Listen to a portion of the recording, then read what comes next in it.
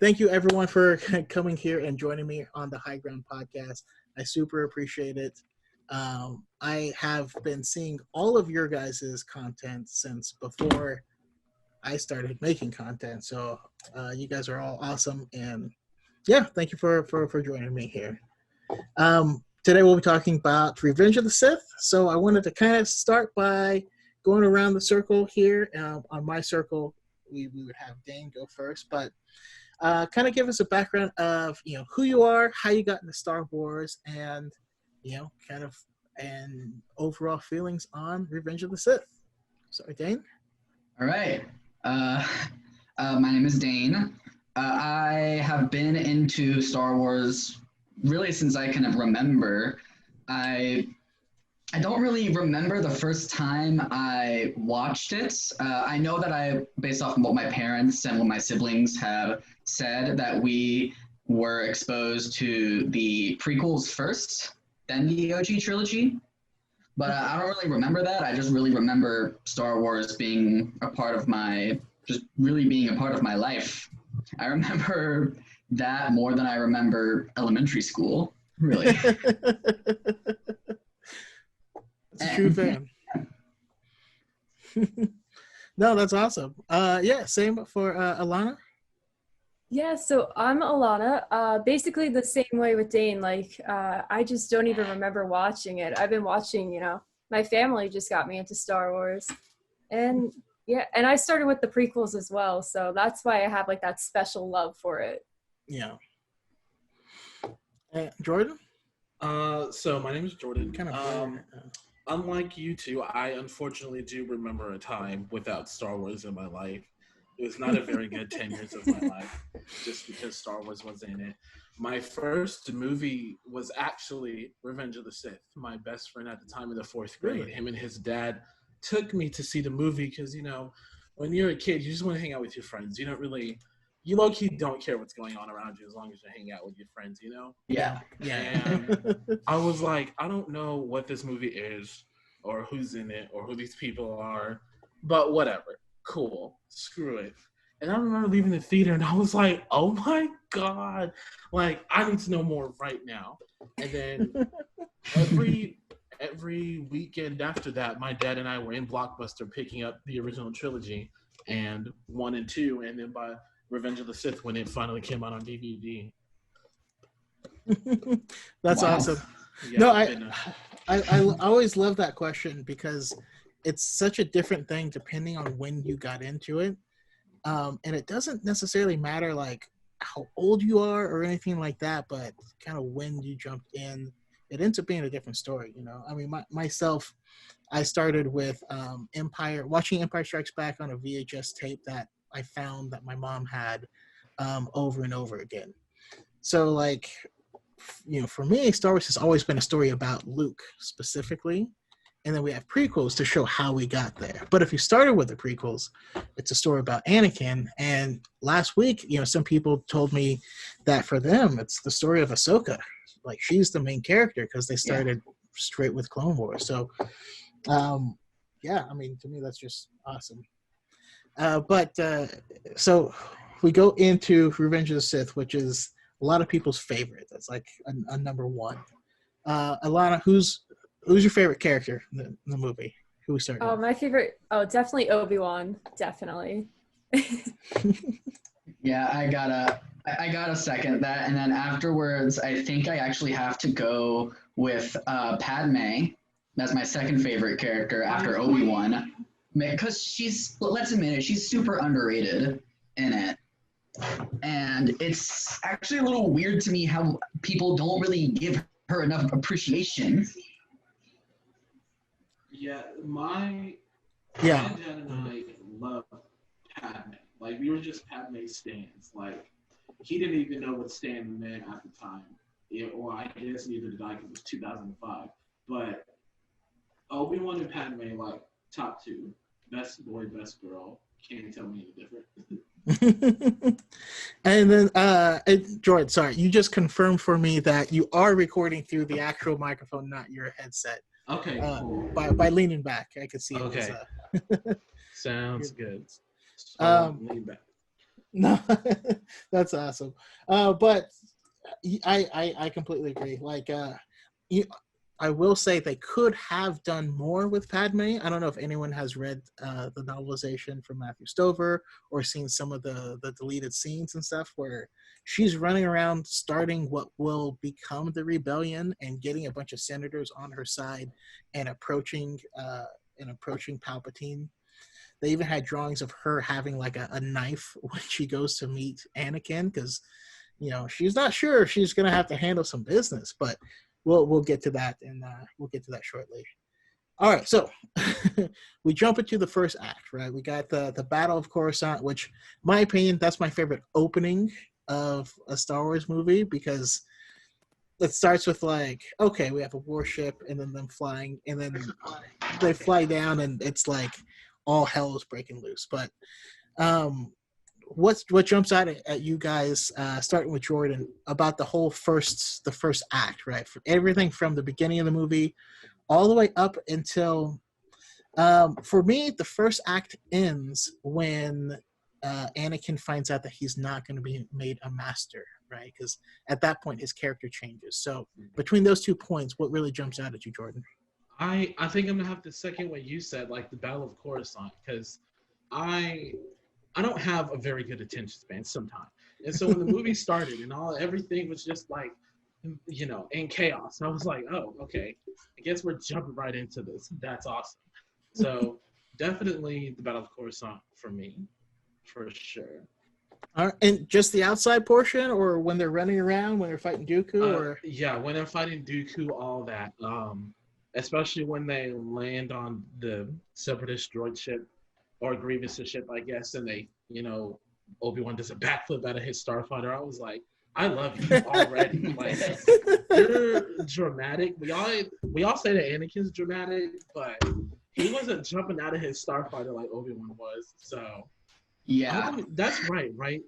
I'm not. Yeah. Yeah. Okay. No, you're absolutely right. You're right. Yeah. Sometimes I don't need the comments. Trust me. No, I always love that too, especially because like like you said, we're always seeing Anakin as the one. Yet even in the last movie, it was Obi-Wan who was jumping out the window, like grabbing onto the thing. You know what I mean? Like, yeah, he's a wild everyone's man. like, oh, Anakin's such a high baby. He's so dramatic. Okay, well, you need to check his math because he's jumping out of stuff all the time. So I wonder where he gets it from. Yeah. Yep. How about you, Dane? I'm sorry, what was the question again? Oh, so we're talking about the first act of the movie, right? So Okay. everything from the Battle of Coruscant up to him not being made a master, and kind of your thoughts on it. Okay, yeah. So the first act, the first act was actually really what got me into Star Wars. That much I remember. More, it was like, to me with the first 2 movies. But then once this happened, I immediately loved it, and I think it was because of the space battle. And I actually recently rewatched it today, and I was kind of cracking up at the relationship between Obi-Wan and Anakin in it, especially when Anakin started firing on Obi-Wan with all of those droids on it. I love that part, and I feel like the reason why is mainly because we get to see kind of like the sassiness of both of them, but really in different ways. Like, Can I add on to that real quick? That is like that's a good. I'm agreeing with you, and I'm also adding on to what you're saying by saying it's almost like a stress reliever, because if you watch it, after season 7 of the Clone Wars, where they're in this intense conversation with Ahsoka right before the Siege of Mandalore, you're kind of just like, well, they left and now everyone's sad because we all know what's going to happen. But then you go back and watch, they're still doing that playful banter with each other. It's like, okay, we still have time before everything goes to hell, Yeah.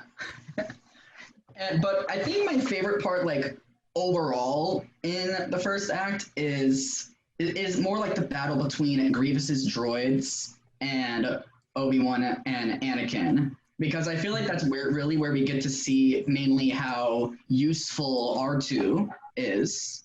Because in the previous movies, R2 is the GOAT. underused in it, and this was really the scene where we get to see a lot of R2 and how they use them and the strategy that R2 has. Yeah, and going back to like when they're still flying, the whole scene where he's like, Obi-Wan's like, you notice that the shield's still up, right? Like, I don't know, just like little sassy Obi-Wan is my favorite thing. But Alana? I have to say, would you call it like an assassination of Dooku? I don't know. I love that part for some reason. It's because I feel like it just starts to show Anakin, really just completely transition. Like I feel like that's his start of his transition, quite honestly. Yeah. I get actually I'll pose this question to you first, Alana. A lot of people ask me, how come Dooku didn't like explain what was going on to Anakin in that moment? What do you think? I actually was talking to someone about this yesterday. I feel like he just was so devoted to the whole like Sith, all their legacies and stuff that he just didn't want to expose it, and he was fine going out that way, like just sacrifice. Okay, yeah. I like that. Yeah, I mean, I agree with that. I think about on two different levels. He is following the teaching of the Sith, right? That's like a religious order, right? He's knee deep in it. He's been misled, but yeah, he's knee deep in it. But the other thing is like, who's gonna believe you? Like, you're not a trustworthy source, and here at the end of your life is like not the time for you to start being honest. It's I don't know. I just don't think they believe him personally. I mean, what do you guys think? Me, I feel like it was more of fear and surprise paralysis that kept him from talking, because it kind of like makes sense, because if you look back and it's specifically just with his facial expressions, it's pure surprise. I don't really think he was expecting Anakin to win, because if you look back, even back on the Clone Wars, Dooku wins every single battle that he's in, pretty much. And so I feel like it was just a surprise. It was just a surprise to him that Anakin won, especially with the way that he did, with cutting off his arms and then using it. And then with his master, Palpatine, instead of, because he could have unlocked those chains if he wanted to, instead of him just going up and just giving me the full power of the dark side right there, he just let him go on. And I actually kind of like watching Dooku with that fear, because I hate that dude so much. I just think it's just in the novelization of Revenge of the Sith, which is not officially canon, but it's still, that's one thing that's still part of my head canon, because there's no actual conflicts there. But in that novelization, he believes that that Palpatine is going to make him like a general of a grand army of Sith, like that he is going to be arrested at this point in time, and then he's going to say, "Oh, I didn't know all the bad stuff was happening. General Grievous was doing all that stuff, and Grievous would be the scapegoat and all this stuff." And he had planned all this stuff out with Palpatine, and the Palpatine's like, "Okay, kill him." And he's like, "What?" I don't. So yeah, I love that part too. But another thing I do want to touch on here in the first act is we get a couple of really good Anakin and Padme moments together, right? After we're still flying half a ship, and they bring it into port. We get the announcement that she's pregnant. And the reason I bring it up is I just rewatched it yesterday, and one thing that struck me is in the beginning and the end of each act, there's like something that happens between Padme and Anakin. This is like the first one where it's super happy. They're going to have a kid, and they're both stoked, happy, super in love, right? when we start to get towards the end of this, to have another conversation on the balcony that's super cringy and awkward when when he's like, it's because I'm in love with you. And she's like, no, it's because I'm so in love with you. And well, then love has you blinded? Like that whole scene. But yeah, I mean, how about and that's also the first time we get the dreams. Is here in the first act. Dane, any thought about his dreams?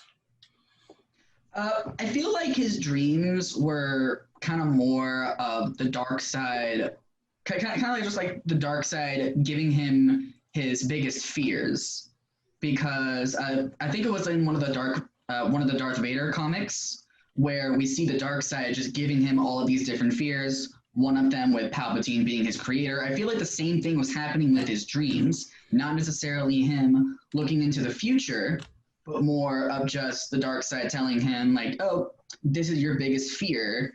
And Anakin just later on, like to try to stop it, makes it become real. And yeah. I think that's mainly my input on it. Yeah, I always think about it because it doesn't seem like he has them after he becomes Vader, only before. But Alana? Yeah, I never like realized why he really let those dreams get to him. For like, it just seems kind of weird to have like, you know, wake up and be like, oh yeah, this is definitely the Force telling me what's gonna happen. Like, you think that since he's been like training for a bit of time now, he might realize like, oh, maybe it's just my mind messing with me, or maybe it's just the dark side.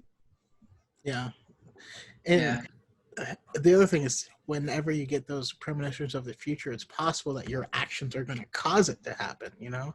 I don't know. Yeah. Personally, if I had something like that, I'd be like, all right, I have to act super out of character to prevent it from happening. Mm-hmm. That's me. Yeah.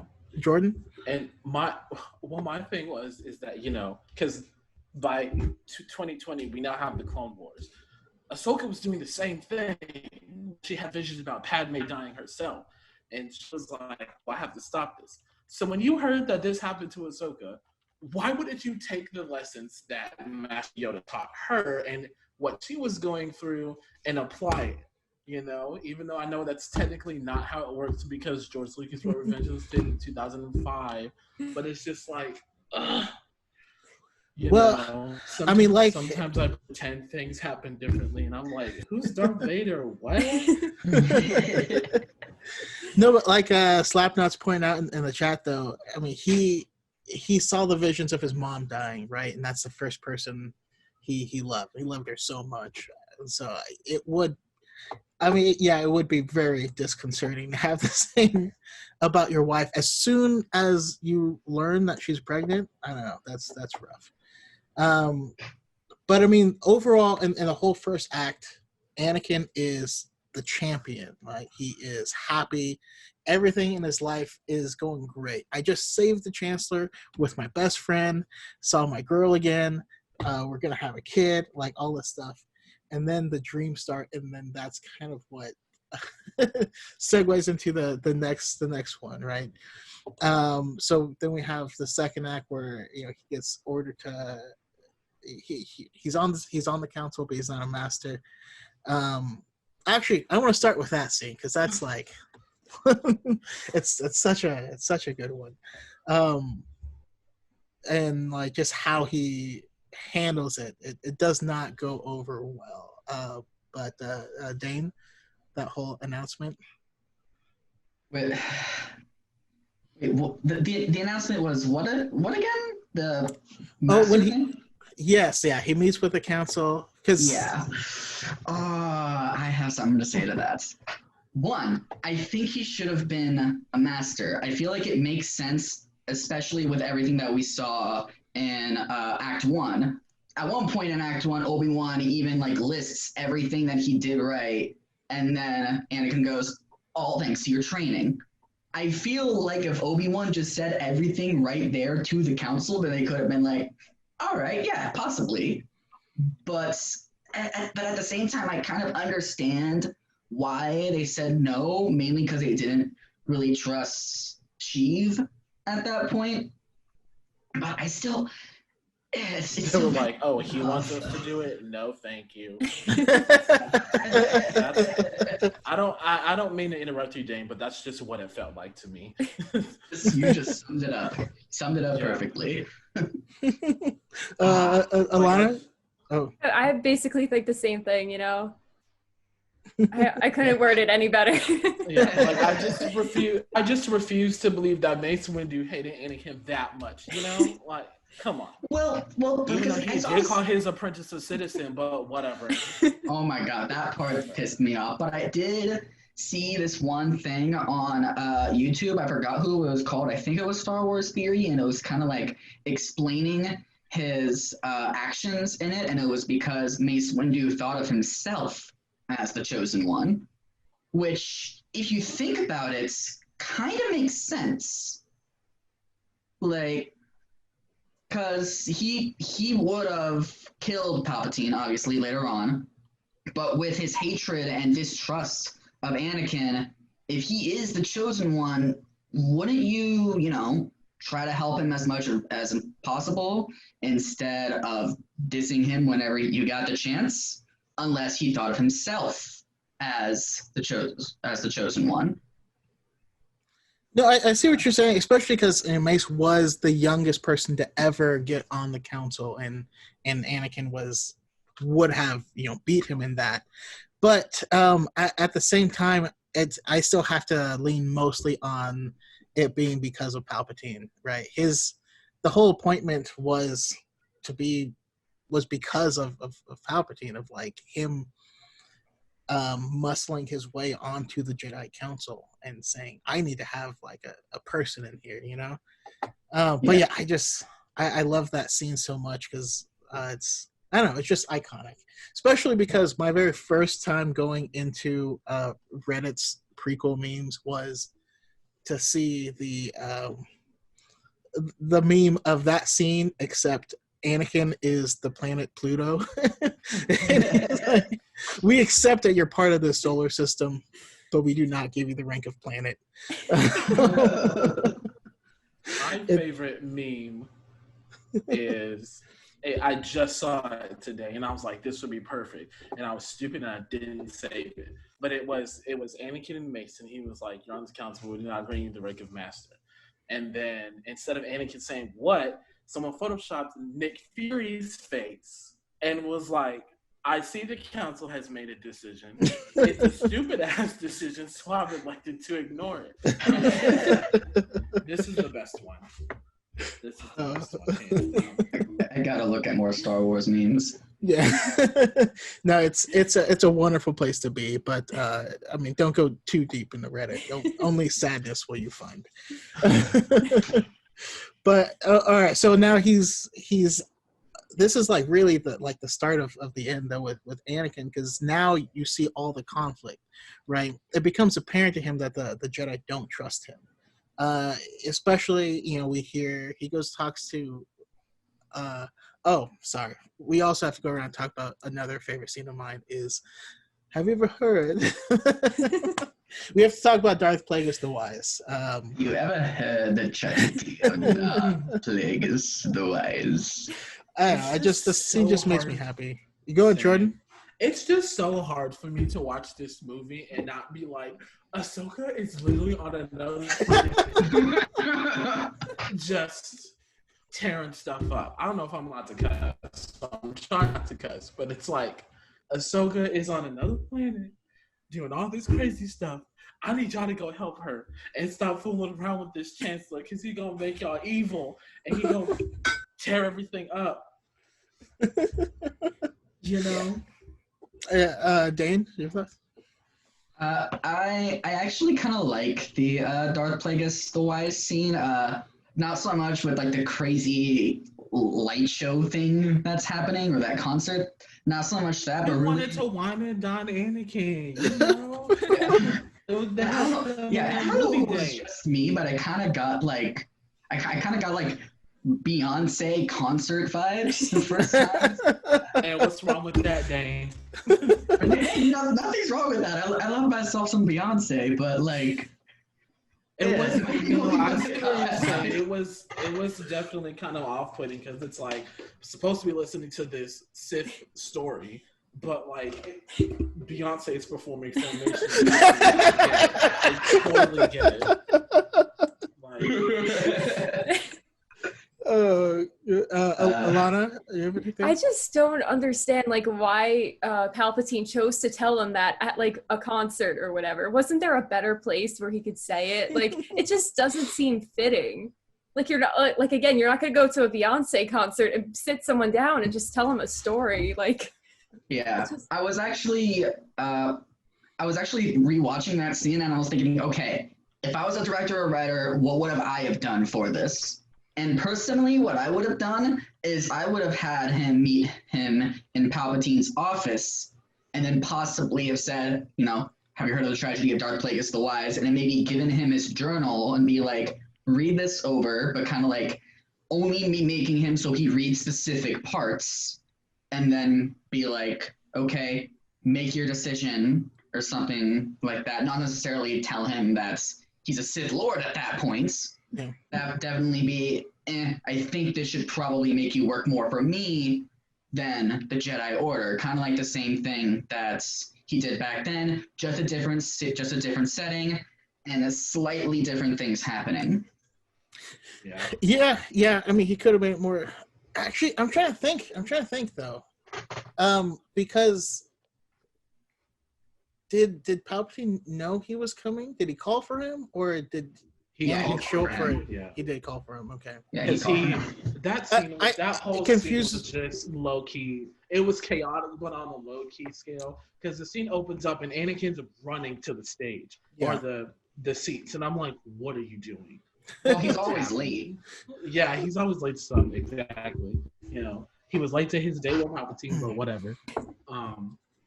Which, by the way, I do a lot of Star Wars quotes in my personal life, like every day, but it's not from popular scenes. So, like in that scene, when Palpatine just goes, "Leave us." Yes. I try to quote that, but everyone thinks I'm rude.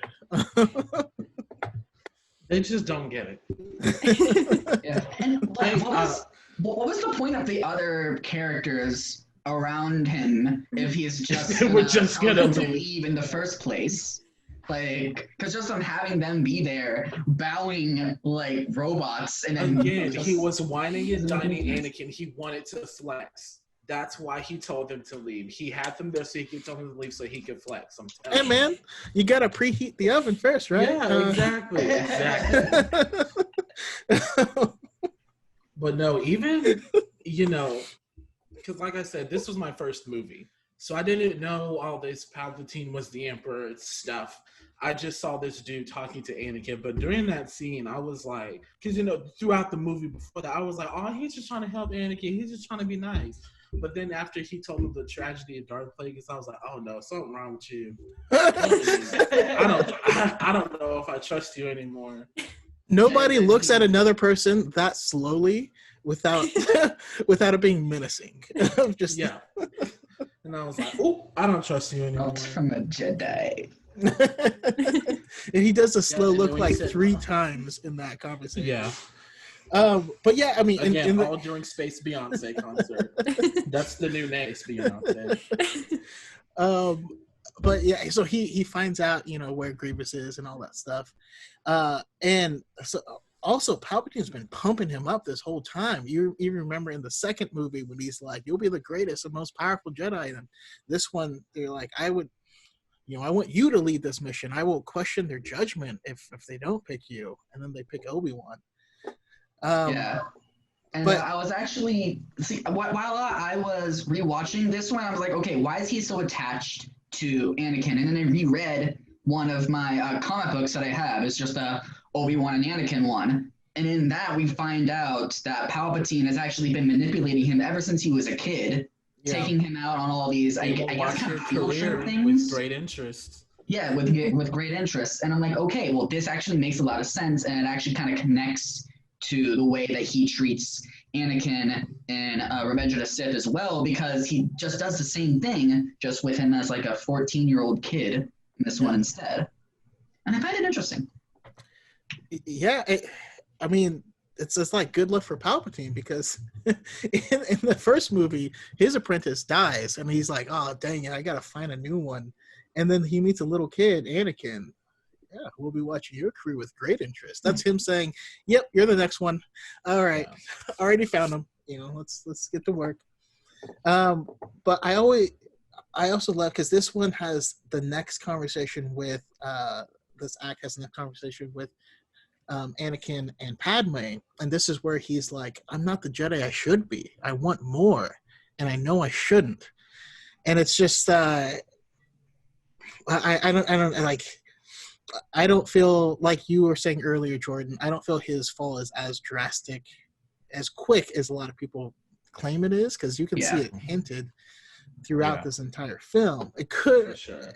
And they had limited time to work with. You know what I mean? We didn't have the Clone Wars at this time and all this stuff. But yeah, now we got Obi-Wan flying to Utapau and the infamous "Hello there." So yeah, we get some awesome Obi-Wan stuff. Alana, any thoughts on the Obi-Wan? I mean, the "hello there" is just way too iconic. I don't know about you guys, but I feel like it's a bit overused now. Just like, I feel like that's all I get now is like when people say hi, it's just "hello there." Yeah. Sometimes I catch myself saying "hello there" when I meant to say hi. I'm just like, damn it. It's like muscle memory at this point. I sometimes switch it up by switching up my response with either General Kenobi or "come here, little one," or "little friend," or whatever it is he's talking about. Little one, to kind of give myself that that variety, that spice of life again, instead of just General Kenobi. Or sometimes I'll quote Grievous and say "hello there" to confuse people. Like, "Oh, you're quoting Obi-Wan." No, I'm not. I'm quoting Grievous in season 1 of the Clone Wars. Grievous did it first, man. Yeah. Canonically. Yep. Yeah, I actually, do you have any more thoughts on the whole, the battle there with Obi-Wan and Grievous? Like the end of the battle with like Grievous, like just showing all his like organic parts. I feel like that was really well done. Just showing that he is, an organic being, not just a droid. I thought that was really cool. Yeah. Cyborg. He's the original person It's McNugget. showing that he's like not a droid. Like he should do it. The organic parts show. Oh my god, I can't talk. Organic parts show that he's a cyborg and not just another droid. Yeah. Yeah. Something that I found interesting, at least the first time when I watched it, was I was watching it with my family, and we all kind of noticed, wait, does he have cat eyes? Because we have a cat, or had. He kind of ran away. But anyway, we noticed that he does have cat eyes, and we're like, wait, was he an alien first? A human first?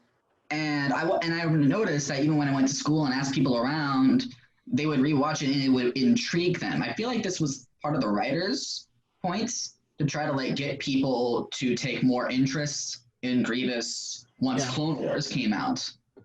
So, am I the only one that feels that? No, I looked it up too. Like I did a whole research on Grievous's backstory after that, because it's just so interesting to see that what he was before. Yeah. Yeah, him being a powerful warrior in his own culture, and having continual iterations of himself. Especially, we see that in the Clone Wars, where they go to his castle or whatever, and they see the different bodies that he's had. When Kit Fisto fights him, and is just a total badass. I love Kit Fisto. He's the All Might of the Star Wars universe. My main guy's Plo, Master Plo, but Kit Fisto he's up there too. Any master who's nice to Ahsoka is on the top of my list. That's how I rank my masters. If you're nice to Ahsoka, yeah. So. But one of the big things I love about this point in the movie is now, after having season 7 of the Clone Wars, is this has happened concurrently with, this is concurrent with what Ahsoka is going through. You actually see the Jedi meeting that Ahsoka pops into. So when the Jedi are having their meeting, and then they're like, Obi-Wan has started fighting Grievous, and then Mace turns to Anakin and is like, go tell the Chancellor, his reactions will tell us what we need to know. Anakin leaves at that point, but the meeting continues. That's when Mace Windu says, I sense a plot to destroy the Jedi. And they start talking about their plans. But we know that that's also when Ahsoka pops up and they talk to her, like in the middle of that. I don't know, that if he just stayed for one more minute, then he would have seen Ahsoka. And then now he every would time be Darth I Vader. rewatched that, I get pissed at Dave Filoni a little bit. You just want to grab Anakin through the screen and be like, just stay. Do not go anywhere else. And especially at the beginning of that arc, I was like, just stay on the cruiser. Obi-Wan can go save the Chancellor. You can stay right here, and it'll be fine. Palpatine who? Order 66 what? Like, you could just stay right there, and it'll all be fine. I promise you. They didn't even hug. Just not even one last hug. And I was here. I'm getting emotional just thinking about it. I bet you I'm going to watch it again tonight. Just to be sad again. Alana, your thoughts? Same thing, you know? Yeah. Really, just in that hug. No, all right. So this is a little off topic, but when they meet with Ahsoka, there was a lot of people that were mad of like, because they're like, oh, the Chancellor's been kidnapped. We have to go save him. And people were mad, like, no, stay and help Ahsoka. It's like, I realize you like Ahsoka, but the Chancellor of the Republic was just kidnapped and is being held by Count Dooku and General Grievous. Like, the three most important people in the galaxy right now are together, and they're not pretending not to see a problem. And didn't Obi-Wan and Ahsoka even like kind of have an argument, pretty heated arguments about talking about like that? Yeah. No, she was like, "This is what's wrong with the Jedi. You're like, you're here when I need like, you." Dude, and the literal Chancellor of the whole Republic. At Obi-Wan. That made me angry at Obi-Wan that he would talk to her like that. Yeah, but like I get it because in my eyes it's like Ahsoka's right, but at the same time, the Chancellor of the entire Galactic Republic was just taken. Yeah, I'm not about to sit here and argue with you about where I need to go, especially if I don't know what's going on with the Chancellor. Because if I knew the Chancellor was the Emperor, I wouldn't even bother. I'd be like, all right, well, as far as I'm concerned, he's having a party. He's just having a party with his friends, you know. And I feel like he was also, like, maybe his tone was a bit aggressive because, like, he's stressed out. Like, the whole war is, like, depending on him right now. Like, he's got to save the Chancellor. You know, he's not really worrying about Ahsoka. It's his job on the line. It's not a good day to ask, all right? No. We often have to remind ourselves, the Jedi know next to nothing about what's going to happen in the next 2 days. So as far as they're concerned, they're just trying to end the war. So I get it. I 100% get it where Obi-Wan was coming from. But, like, also watch your mouth. Because, again, anyone who's mean to Ahsoka just gets further and further down on my ranking list. Mm-hmm. You got to make that a t-shirt, Jordan. I should. I think I am. If you're nice to Ahsoka, you're on the top of my Jedi list. Something like that. But you know, I mean, it was still so. Anakin runs off to like tell Palpatine what's going on, and that's when Palpatine reveals who he is. And I love how Anakin's first reaction, he just like pops open a lightsaber. And he's like, are you going to kill me? He's like, yeah, I sure would like to. And then Palpatine gets kind of creepy and it's like, I can feel your anger. And you're like, ooh. Whoa. No chill, man. That face with like the squinty eyes and the open mouth, like even if you just pause it right there, it's like, dude, why that face? Of all faces that you can make. I need an adult. Yeah. But it's such a cool scene though, because at that point in time, there is no proof of wrongdoing, right? Palpatine is a Sith, and that's bad. But you can't just kill him because you guys have a disagreement in beliefs, right? Yeah. You know, and it's funny because it's I don't know. I just always find that scene really, really fascinating. But yeah, he goes in. Sorry. No, go ahead. Go ahead. Well, I was gonna say, you know, I agree, but at the same time, Loki killed Count Dooku for a lot less. So, like, you know, like, I don't know. I'm always very gray area when it comes to Anakin and his turn, and like who's responsible and what. Because it's like, well, yeah, you can't kill a chancellor, but like 2 days ago he chopped off his apprentice's head because he told him to, because he wanted revenge. You know?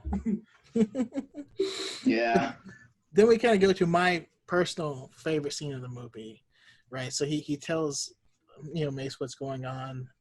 And by the way, I like to point out in that scene, the other Jedi Masters are already on the ship waiting for Mace Windu to go confront Palpatine. Like that was even without the news, that was going to happen. You know, and Mace says, you know, if this is true, you will have earned my trust, but wait in the council chambers. And I love the scene where it's Anakin in the council chambers just with his thoughts.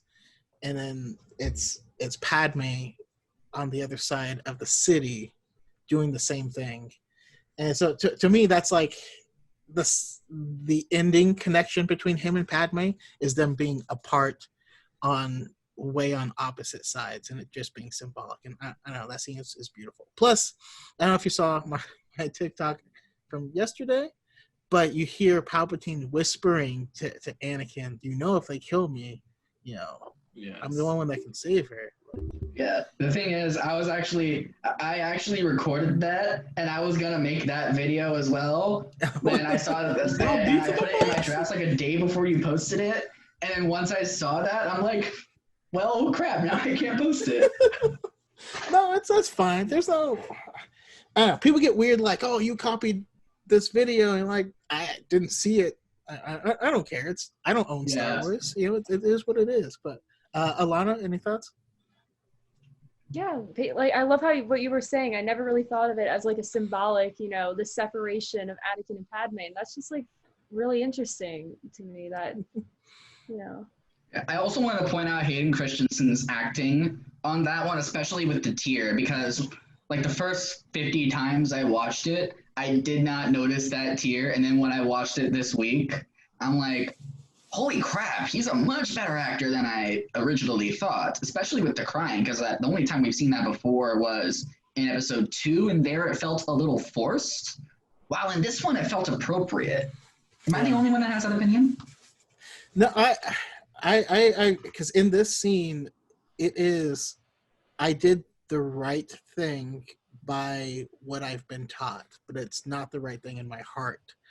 And like, it's such like a gut-wrenching moment for him. And yeah, he is very underrated as an actor, and I really wish that he had gotten more respect afterwards, because if we got to see more things with him in it, I think the world would be a better place.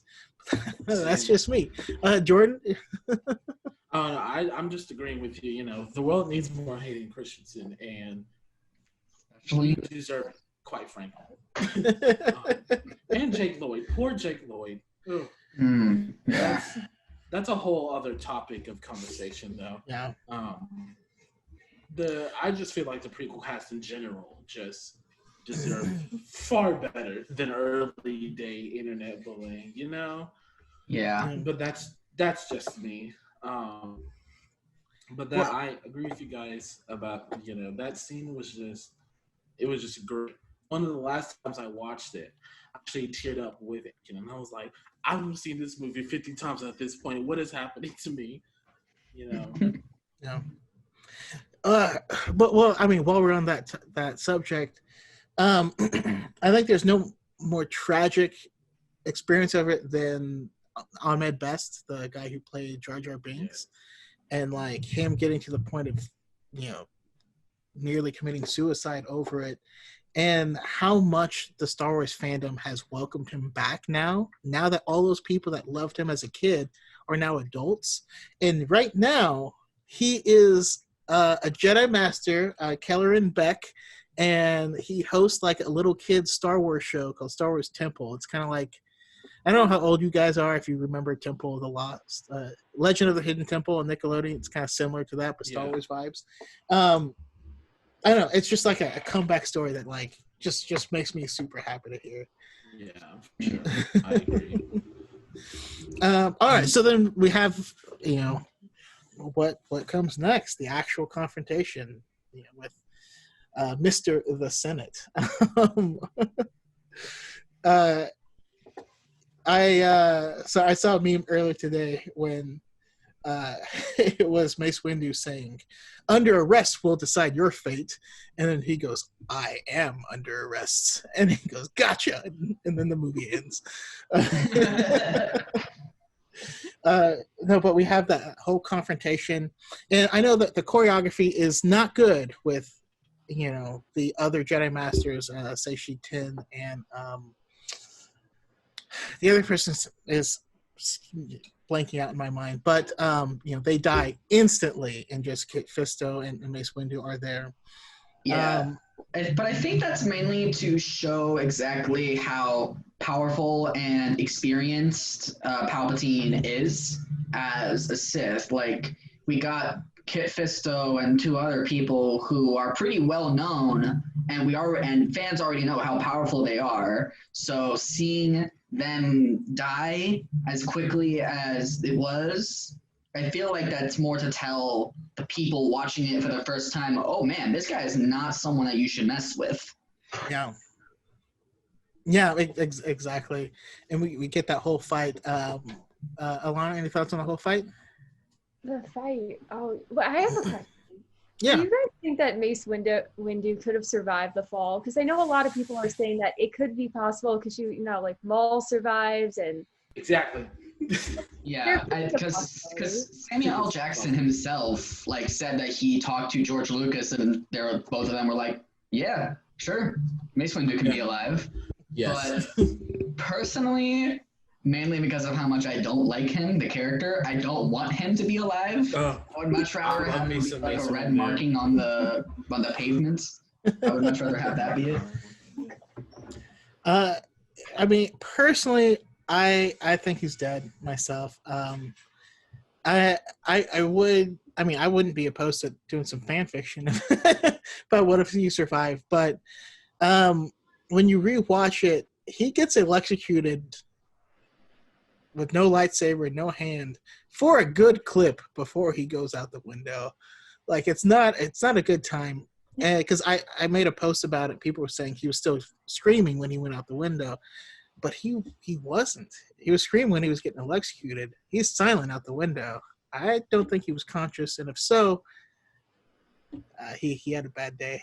Yeah, I guess what the writers could do if they wanted him to be alive was have him wake up halfway down, and then he'd be like, "Dang, I'm falling," and then do L. Jackson stuff. And then there you go, you got him alive. But because I personally think that, well, like you, Brandon, I don't think he was conscious for it. So I think he became a mark on the pavement. I would love to see him with a blaster, like a DL-44, busting a door and be like, "This party's over." That would just make me happy. Jordan, your thoughts? Well, I was just gonna say, Dave Filoni should have never done this, because now it's my answer for everything. Morty Scott time travel. Someone go in there and just, stop him from falling somehow. I don't know. Do the little hand thing Ezra was doing, like he saved Ahsoka, I've never considered that before, but that is entirely possible. I consider it for almost everything now. I'm like, Ahsoka, go stop Order 66. You know about the chips. Yeah, I feel like, because even rethinking about it, every single time I watch it, it's a huge plot hole, because you would think as someone as powerful as Mace Windu, he would do something if he survived against the Empire, unless he died. So I think if they really want to kill him off, do like a Darth Vader comic or something, and then just really have him, delve deep into that, or just make the fan-made Star Wars theory Darth Vader episode canon, and then the episode 2 as well, because they bring him in and then they just have Darth Vader kill him anyway. Yeah. So just do that and then pay the dude. It's 100%. Like, there's no way he would rather die than do nothing, than go into hiding. He's that type of dude, right? Way too old school for his own good. Yeah. I can just picture Palpatine, like him and Palpatine meeting up, and then Palpatine going, "Citizen."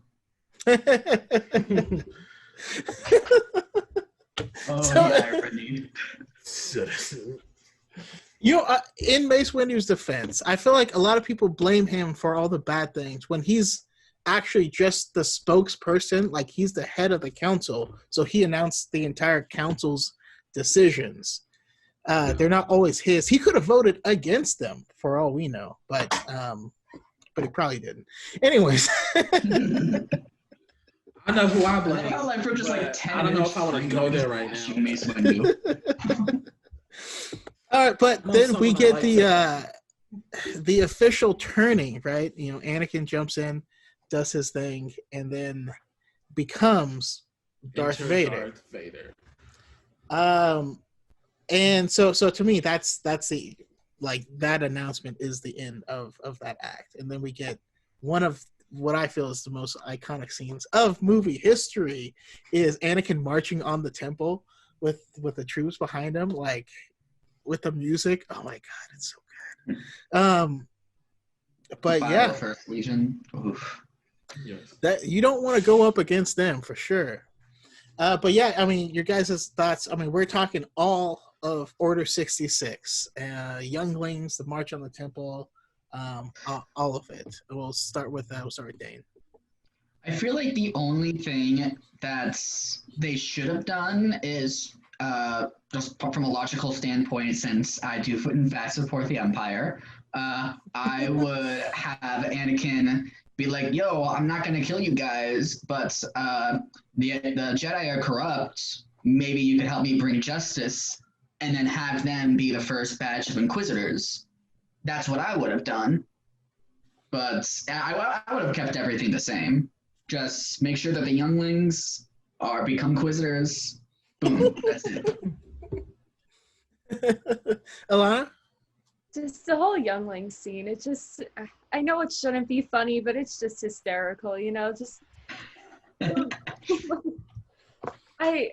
It's so funny too, because in the beginning of the movie, Anakin is just so happy to become a dad, and now he's like, you know what?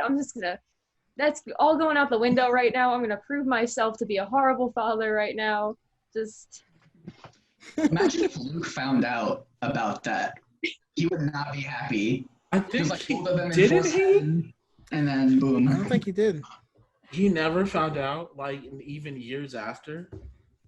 So here's the thing. I mean, all of that, those records are expunged. It was the Jedi were traitors, and so they died. I mean, think about any other point in history. You don't know about any individual people.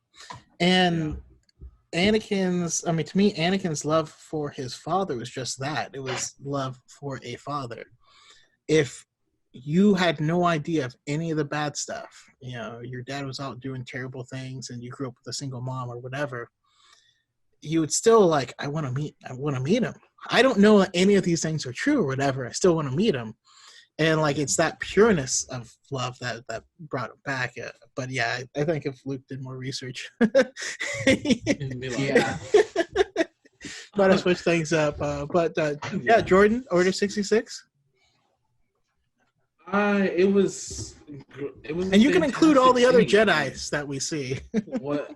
Yeah, like what? What more can I say? It was like, I just remember 10-year-old me thinking like, oh well. Here we go, I guess. Everyone that I just met at the beginning of this movie is either being evil or dying. Yeah. Because, at that point, all I was watching was like Cartoon Network. My favorite characters was dying left and right. So like characters dying was like a new concept to me because I also didn't watch like a whole bunch of TV. So it was a very Revenge of the Sith in general, especially the Battle of Coruscant and Order 66, were very intense for me. Like sometimes I still get stressed out thinking about how stressed out I was in the 4th grade watching those scenes. But like you said, the march on the march on the Jedi Temple, like name a better scene, like name a better piece of cinematic masterpiece. I'll wait. I mean that's like me and my. That's what I imagine whenever me and my friends arrive anywhere. If us just walking. Yes. Yeah. There is one death in particular that I actually recently changed my opinion on, and that is Kiari Mundi's death. The first few times I watched this, bring him up. I was like, no, he's cool. But then after getting into the lore and getting into his character and replaying the original Battlefront 2 on my Xbox, I'm just like, this guy is a reverse Plo Koon. How Plo Koon loved the clones, this guy hates them, doesn't want anything to do with them, and advocates violence as well. And so I'm like, there's more to it, but he's the worst of the Jedi in my opinion. So now whenever I watch him, I'm just like, yes, you get what you deserve. Okay, but I have a question. What about the droid attack on the Wookiees? You got me there. On the Wookiees anymore? No, Do we include that in Order 66? Because when Yoda did that backflip and I was like, oh, well, Yoda's also Yoda. When I grow up, yeah, that's true. I was like, I want to do that when I grow up. Just that. I don't necessarily care about the Grandmaster part. I just want to be able to backflip it. Yeah. Well, I tried doing that move at one point. I broke my wrist. No. Hey, I mean, if they didn't help the droid attack on the Wookiees, then we might not have gotten Chewbacca. No, I think of Kiari Mundi's death, and that one hit me hard, not because of who he is, but because of how it happened. Like, Aayla Secura had no idea what was happening. She was just like, oh, and then they just like poured bullets into her as she lied there. Like, come on. Like, it reminded me of that Ralph meme of like, she's already dead. But they also did that because of how much they had respect for her. They wanted to make sure that she had a quick and clean death. Yeah, no, it's just true. But I just mean, Kiari Mundi was like, let's charge, and then no one went with him, and then both people were shooting at him, and he's like, oh, you know what I mean? Like, he actually had to fight and realize what was happening. Actually, it's a little off topic, but since we're already all on the same page, we also got to see Order 66 through Ahsoka's eyes in season 7. Alana, your thoughts on that one? Oh my gosh. That hurt me so much. Wait, I'm sorry. Can you say it again? I'm sorry. Oh, we saw Order 66 through Ahsoka's eyes when she was feeling things going on. Yeah. My brain reset for a second. I'm sorry. No worries. We're starting with Alana. Oh, just seeing, the whole, how it affected Rex and Ahsoka, and just seeing all the clones that we knew just turn. Ouch, that's all I can say. It's painful. Yeah. Rex holding the gun to her with a tear in his eye and like. Yeah. But also, something that I loved was that Ahsoka never killed any of them when she had the chance. It would have been much easier for her if she just did, but no. And I also feel like if she just was able to knock all of them out, especially when coming to Jesse, then she could have reverse shifts all of them the same way that she did with Rex. Would have taken some time, probably could have gotten some help from the droids, or a little bit more sooner. Then I feel like she could have done that. And I personally would have had that happen and then have all of them just try to do their best to stop the ship from crashing, but then have it crash anyway. Because imagine how much of an impact that would make. Like, you see them actually try to help, be good, and then suddenly, oh, That they're would the hurt last so person. much more. Like, Yes, it That's the would. point. Thanks, Dane. You're welcome. And that's the whole juxtaposition that was the following of the Jedi of that era. Anakin was the only person that formed such a close relationship with them that Rex could experience that. You know what I mean? If Anakin wasn't who he was, none of this would have happened because he wouldn't have turned. Yeah. But at the same time, Rex wouldn't have had that same feeling. It's weird because it's bad on both sides. But like, did he do the right thing? He did the right thing, but in the wrong way. And like anyone else, went too far with his, with that ideology. Yeah. I just remember watching that scene and was like, because when the officer said, "Hey Rex, someone's calling you," I was like, "Oh no, here we go." And then Ahsoka started, the echoes of Revenge of the Sith started, and I was like immediately stressed out because then I started thinking about all the times I watched Revenge of the Sith and got stressed out during Order 66. And then everything just was like one stress after another, but it was so beautiful at the same time. What makes it hurt? What makes it hurt the worst for me is that they were wearing her colors, and specifically for her return. That's the part that really hit me hard. And I think Jordan and I were actually watching it together on a Zoom call when that happened. Yeah. Yeah. And we were just like, "Oh my god." Oh, I didn't know you guys knew each other. That's cool. Yeah. Well, now I feel left out, so thanks, jerks. Anyways, no, I'm kidding. I'm kidding. I actually, I joined TikTok and I was up super late. But so yeah, we have Order 66 and how devastating it is.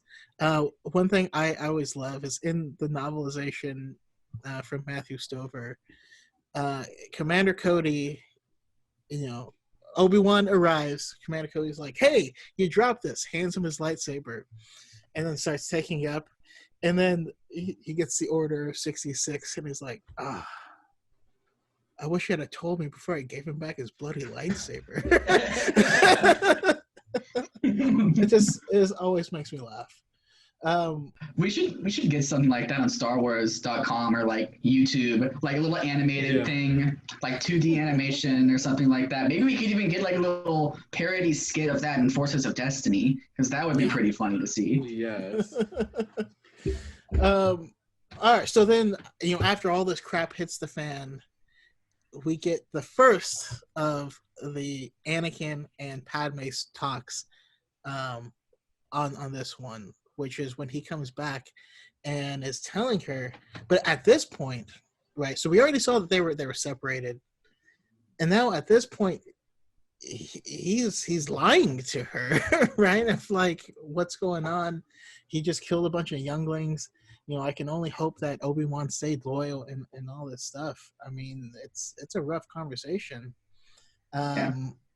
So we have that conversation, plus Bail Organa arrives. That's my other favorite quote of, "I'm sorry, sir. It's time for you to leave." And so it is. But yeah, Jordan, any thoughts of the Padme conversation or anything like that? I just want him to tell the truth. I don't know why. I was like, she deserves nothing but the truth, and you better give it to her. And then he didn't. So it's just kind of like, okay, well, she's just gonna. She's perfect really and pure. Yes. Tell her what's going on. Yeah. And then poor 3PO and R2 are just kind of like, what is going on? They're extra confused because they're in the background like, oh well, all right, yeah, this is happening. And as far as they're concerned, Anakin's telling the truth also. Gotta look out for the droids. People don't like to talk about R2 and the other one completely blank. C3PO. Yeah. I feel like R2 kind of like knew what was going on, but 3PO on the other hand, he was me on a Monday. He had no idea what was going on. Like, what? Yeah. I think also yes, but I also think part of it was like his main concern is Padme at this point. Like he spent so much time with her ever since he left Tatooine, so it's kind of like, is Padme okay? Yes or no, and that's what he cares about, low key. Yeah. And oh my goodness, I'm forgetting something. I missed something earlier, because there's another scene prior to this when Anakin and Padme are talking, and that's when Padme says, "Do you think maybe we're on the wrong side of this?" She says, "Do you think the democracy that we're trying to save no longer exists?" And Anakin says, "You're sounding like a separatist." Yes. And you're like, okay. So I apologize for missing that, because that happens before they're separated. That was why it rang so clear to me, is because they were theologically on, like, not theologically, but they were on opposite sides after that conversation. Yeah. Anyways. Yeah.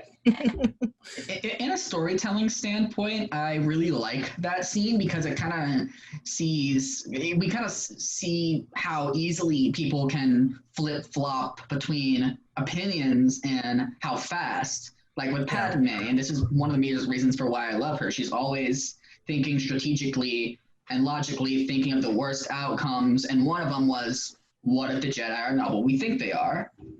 And then later on, Anakin tries to take that to heart, while Padme is now trying to be an optimist, thinking, okay, well, what if they're not? So they flip-flop between it, and I really, really love that because of the storytelling and the character development between it. Yeah. And I mean, not to get political at all on here, but we see the extremist attitude and how it's not helpful in anything, you know what I mean? It's like, just starting, and we'll get to see that further in the "if you're not with me, you're my enemy," but yeah, I mean, it's still a certain thing. So Anakin goes to Mustafar and is slaughtering people, and it's another scene in the novelization from Matthew Stover. I highly recommend everyone reads it, because it's one of the best things I've ever read. It is one of the best written things. It's beautiful, but just like a stupid joke that just makes me laugh is he busts in there and he starts killing them, and one of the Separatist council, who's a woman, is like, "What's going on? Palpatine promised us a handsome reward," and he goes, "Do you not think I'm handsome?" I would love him to say that to me.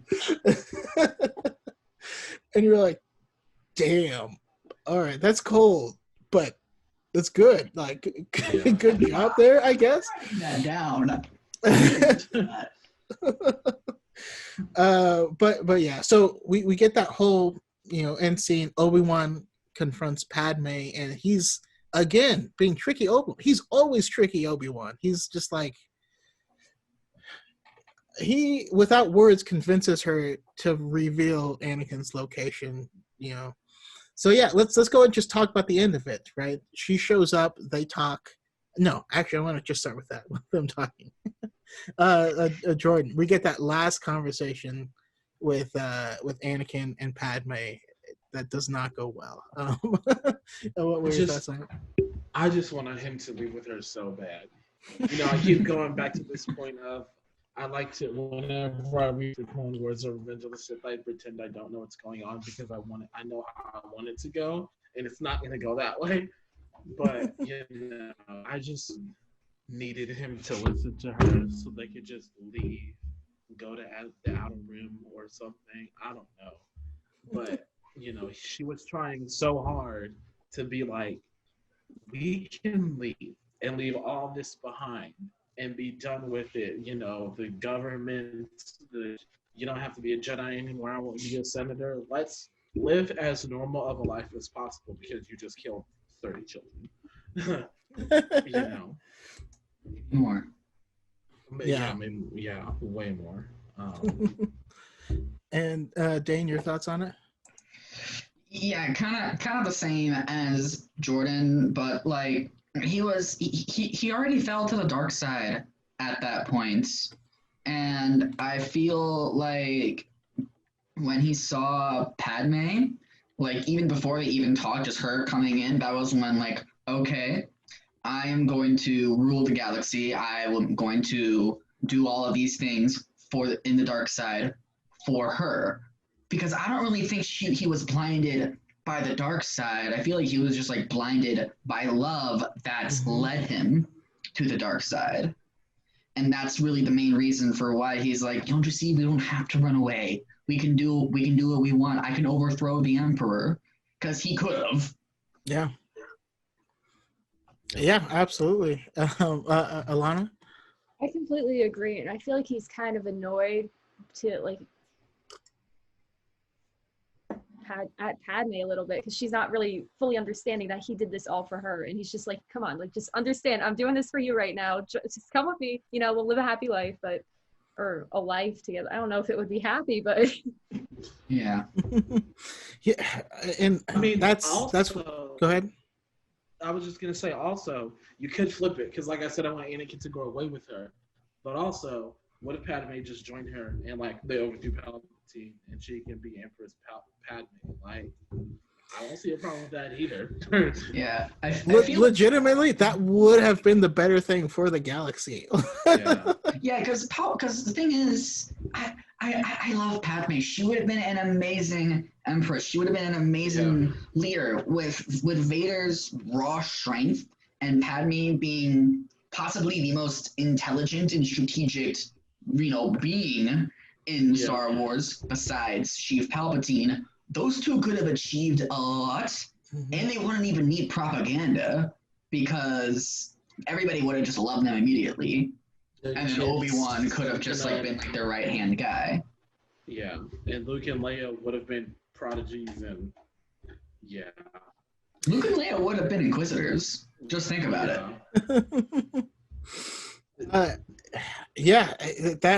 It would have been so interesting if he did join her. And it's actually Disney Plus to do a Star Wars What If, because they're already doing Marvel What If. Like, let's get a Star Wars What If and start putting these concepts out there. So that's my pet peeve, I guess, against the sequels, because Kylo Ren follows Anakin's story so well to that point where he's like, I can overthrow the Emperor. Only Kylo Ren does successfully. You know what I mean? Yeah. I feel like he is a perfect analogy for Revenge of the Sith Anakin. And I look at Rey as a perfect example of Return of the Jedi Luke, because she follows his story well up into there. So I wanted the final film, I really wanted Kylo Ren to be the big bad, and have them have a final duel that was similar to Revenge of the Sith. That's what I wanted, but that's neither here nor there at this point. And something when I was rewatching Revenge of the Sith, I noticed something, and that was Anakin tried to force persuade Padme, which was, I don't want to hear anything more about Obi-Wan, and then she just kept going anywhere. She just kept doing it. So I feel like if she was weak-minded, that he could have just manipulated her to the point where she just would have joined him. Yeah. But nope, she's so badass and so awesome that the Force doesn't even affect her. Yeah, and I noticed that too. And what I took away from it is that he tried. You know what I mean? Like, that's not okay, but it's what everyone told him about the dark side.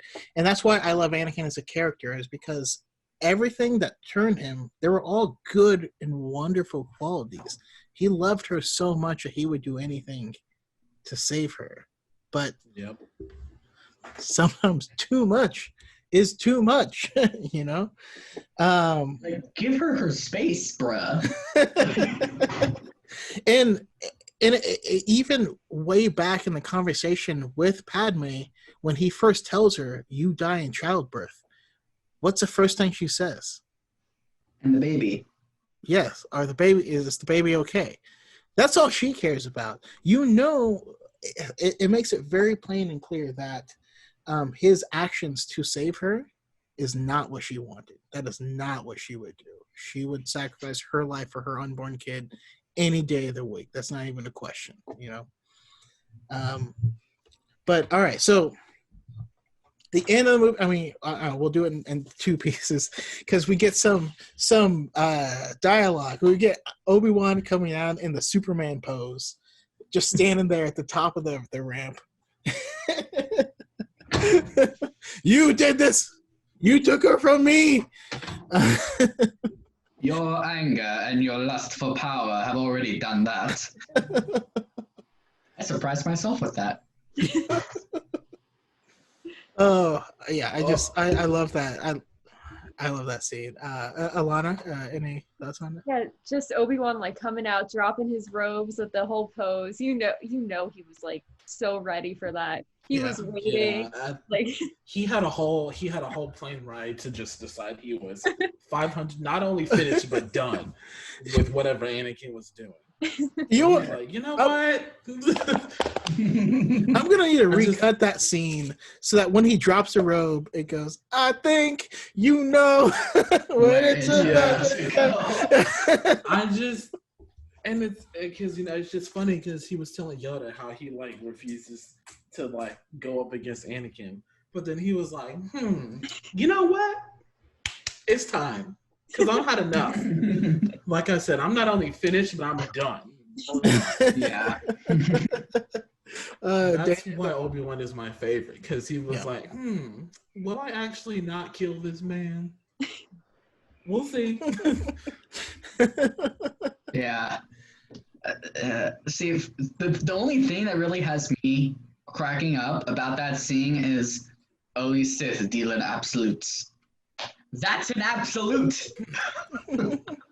I think it would have been pretty funny if maybe he goes like, wait, no, accept that absolute. Yeah. Like goes back on it. Yeah, and that one, and that one, and that one, and that one. Yeah. And just would have been like, you know what? Let's just fight already. I have brought peace and justice and freedom to my new empire. Your new empire. Yeah, I love it. All right, so the final fight, the best fight of the entire series. I'm starting with you, Jordan. This fight lasts for like, because at the same time he's fighting, Yoda's fighting Palpatine, right? Yeah. And we also need to cover that. But I feel like this fight lasts for like 20 minutes. I think it does too. Like it lasts so long, but it's like 40 well minutes. worth it. 40 minutes. I was watching it recently, and then right when it started, I'm like, okay, pause. And then I looked, 40 minutes left. And I'm just like, what the heck? Yeah. Like this is almost as long as a Lord of the Rings fight. Like it was just so great because, you know, they talk at the beginning and then they don't talk again until the end. Like that's how you know they're like really getting down to business. And then, you know, you're my brother. You're supposed to bring balance to the Force, not leave it in darkness. And part of my headcanon is a lot of what he said. That's what Ahsoka was trying to tell him. He was like, you know, the whole "you're my brother" thing, and I loved you. That was Obi-Wan telling Anakin that he loved him, as well as conveying a message for Ahsoka. All right, I can get behind that. Yeah, it hurts even more now. Right? Right? It was my first. I hurt you. Now Jordan did. Exactly. I'm gonna rewatch all these scenes and just cry even more. There's a super cut of Revenge of the Sith and the Siege of Mandalore somewhere on YouTube. It's like a 4-hour cut, and I'm gonna find it and I'm gonna watch it, and then I'm just gonna be stressed all over again. And then Dane, your thoughts on the final fight? I absolutely loved it, especially when I was rewatching it. I had Niagara Falls. Like it was so emotional, especially when it got to this one. Especially when it got to this one point where the two of them are on the beams. Each of them had like their lightsaber in their hand. I actually noticed something about that fight, which I did not know before. So you guys know how I did a bunch of like TikToks of the different lightsaber forms. I noticed that Anakin, when he was in that stance, that was a stance exclusive to dark side users. So, and that was something I did not know before. Wow. And the stance that Obi-Wan was using, that was Dooku's stance, Form 2 Makashi. Yeah. And I absolutely, my mind was blown. I like spent like 5 minutes just with the movie pause and looking at it like this amazing freaking storytelling with it. Because again, at that point, it's pretty much just Dark Anakin versus Dooku again. Like especially with the whole lightsaber moves, because I'm like, I was freaking out at that point. That's what I got asked. So good. And Alana? Yeah, just oh god, it's the best fight in my opinion of Star Wars, or best duel, because just of all the emotions both Obi-Wan and Anakin have, it's just beautiful, like just so beautiful in a bad way. Like Yeah, it's yeah, absolutely. And then there's certain things. It's so important, I think, for all of us to remember that these fights are storytelling devices. It's meant to tell a story, right? So if they do things that you find would be unnecessary, that's probably part of the story. You know, people were laugh at the Obi-Annie thing where they're turning their sabers, and yes, in a regular sword fight you wouldn't do that, but that was part of the story of they know each other so well that you go into a move and you see he's also going into a move, so you can't do your move until you're going to parry his move, but then he doesn't do that move, and so you have to do the whole thing again. Like it's how evenly matches how much they know each other that made that so powerful of a scene. And yeah, that whole fight was just beautiful, especially because it really, I mean, Obi-Wan is giving up ground the entire fight, but it doesn't mean he doesn't know what's going on. It doesn't mean he doesn't know what he's doing. It does mean he's on the razor's edge, and if he's not careful, he will lose. He has to find his win condition, and he does that when he says, "Don't try it. I have the high ground." I love the scene. I don't know. I'll just give my little spiel on it because that he has told Anakin about the move that he did to Darth Maul. You know that. And the way that he flips over Obi-Wan, he was going to do the same move that Obi-Wan did to Darth Maul. And that's what happened is Obi-Wan baited him into it. Right? He said, "Don't try it. I have the high ground." The last two people Obi-Wan killed, he had the low ground. He had the low ground against Maul. He had the low ground against Grievous. So why did he say it? I mean, that's my headcanon, hasn't been confirmed, but I think he was trying to bait Anakin, knowing not only is he in a dark side rage where he thinks he's space Jesus or whatever, but he Sorry, is... that was currently filled by the person you're fighting. Well, wait, since he has the dark side, wouldn't he be space Cthulhu? I would love that. I want that more than anything I've ever thought of in my life. Space Cthulhu. I'm gonna make a post and see if I can get someone to draw that. It's now in my head. It's now in my head canon. But yeah, his win condition was Anakin was a better fighter and more powerful and had more stamina. And his win condition was, I have to bait him into doing something stupid. And what does the dark side do? It makes you do things that are stupid. And Anakin's already kind of so Anakin and Ahsoka together. He's kind of extra, yeah. But I don't know. Dane, you have any thoughts on it? I mean, not really, but I do have to add something a little more. Like before the whole high ground thing was when Obi-Wan said, "I failed you," and that whole thing. Because earlier in the movie, Obi-Wan says, "I'm proud of you," or like, "There's no way I could be even prouder than I am." Like something around that. And so to see him say, "You're wise and failed you," and... it kind of like says that he's not necessarily not proud of him, but like a little disappointed that he couldn't have seen it sooner. Yeah. Which is another great storytelling. I'm not mad at you, Anakin. I'm just disappointed. That's worse. Yeah, it was right after Anakin said, "This is outrageous. Put me on the council and not making a master." That was when Obi-Wan said, "I'm proud of you. There's not a better man that I could see you become." Yeah, exactly. I do remember that. That's awesome. I didn't even think about that. Yeah, I mean, anyone have any other points on it? Thoughts?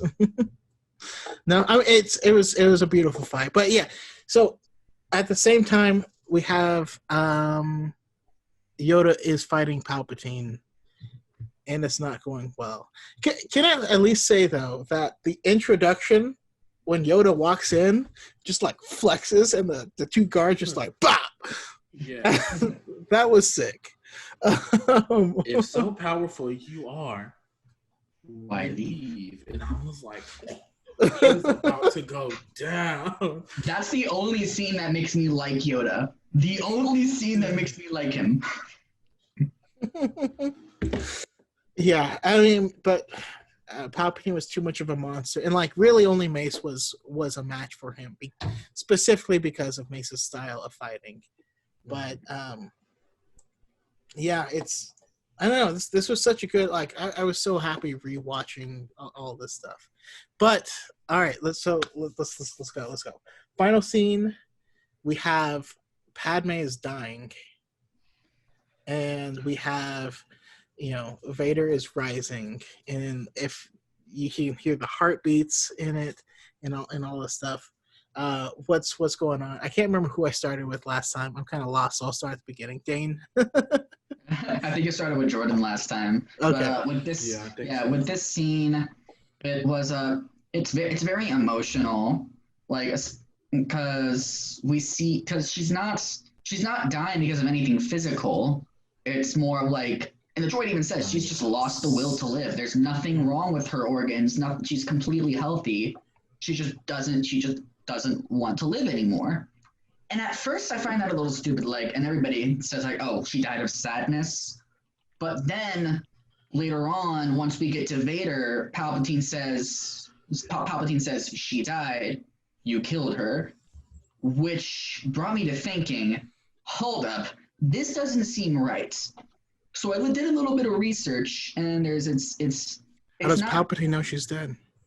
Yeah, how does Palpatine know she's dead? I literally just searched that onto Google, and it brought me to like 5-6 different Reddit sources. And one person said that, which is kind of like agreed upon among most fans, which is Palpatine was using a Force siphon on her to kind of like take life from her and give it to Vader. Because remember, it's happening at the same time, and it kind of makes sense a little bit. Especially because one, give to next. I mean, we see him do something similar or the same thing to Rey and Ben in 9. Yeah. So I mean, yeah, most definitely. I hate him for it because my queen deserves to be alive, but whatever. Alana? Yeah, no, definitely. Like, just because I always was on the whole sadness thing, but like seeing a ton of like theories on it, it just makes so much more sense. The whole, life force. And because sadness, like Padme wouldn't die of sadness. It just doesn't make sense. She's too strong for that. Like she's not leaving her kids. Especially, she's extremely strong in the Clone Wars and the 2D Clone Wars as well. Like she's a huge badass in that one. Just it doesn't make sense. Yeah, I mean, I'm in agreement with you. To play devil's advocate for everything, I always try to argue the other side. That's just my thing. That's how I come to my decisions. But I can see a small argument for both, because if she had been spending all of her time, all of her efforts fighting for this democracy, fighting for the Republic, and seeing all of that turn to the exact opposite of what she had ever wanted, and then the only man she's ever like truly loved and all this stuff turned out to be a serial killer, and then he died. I don't know. That's a bad day. You know what I mean? Like, if you're gonna give up the will to live, that's the day to do it. But at the same time, I have to agree, mostly because Palpatine says, "In your anger, you killed her." It's either he could be just spitballing, lying to him, but I don't think Palpatine would take the risk of her surviving and Vader finding out, him saying she died, I think he had knowledge of it. He had to, and that's, so yeah, I think he did siphon her life force, and I think that's the same exact ability that Rey used on Ben. A lot of times we say force healing, but it's not force healing. It's moving life force from one being to another. Different. And that actually is a pretty nice close to the whole circle. If that's the case, we still have to have solid canon like proof or whatever, but still, that's my thoughts on it. I mean, anyone else have closing thoughts? No. I think we pretty much covered it. Yeah. Awesome. Okay. I mean, so I have to ask everyone. We'll kind of close up here. I want to hear your final thoughts on the movie. I want to hear where it ranks for you, and your guys' favorites. But also, and more importantly, where can we find you? Because you guys are awesome creators and make some really good content. So I want everyone to be able to find you. So yeah, we'll do all that. We'll start with Alana. Yeah, so this is definitely my favorite movie. I could watch this like every single day if like it was possible. It's just, I don't know. It is possible. So good. It's nostalgic for me. It's just amazing. And I am on TikTok. It's at Alana Santa Maria. I'm not sure if that the spelling or whatever, it's too long to say, but you can definitely find me somewhere. And I'll add the links and stuff for everyone. Jordan? It is number on my ranking list. It's definitely my top 3. It's like number 2 or 3, I think. Just because it was like the movie that opened my eyes to Star Wars, so of course it has to be up there. It was just, it's like right behind Rogue One, because Rogue One was just so amazing, to me anyway. But yeah, it was just a great movie, especially with everything added from the Clone Wars. It somehow made it better after all this time. Yeah, for sure. You can find me on TikTok and Instagram at TBluePulsar66. Y'all know how to spell. No, I'm kidding. But yeah, it's the same. That's the same name on most of my social media, and I have a link tree in the bio if you just want to hit one and then find by the rest of my social media just like that. Awesome. And Dane? I am also on TikTok. It is Danewood52. I do mostly lore videos. I recently changed my name from Grandmaster Dane to Lore Wizard, so you could also search that up. I'm the Lore Wizard. Awesome. And then where does this one rank for you?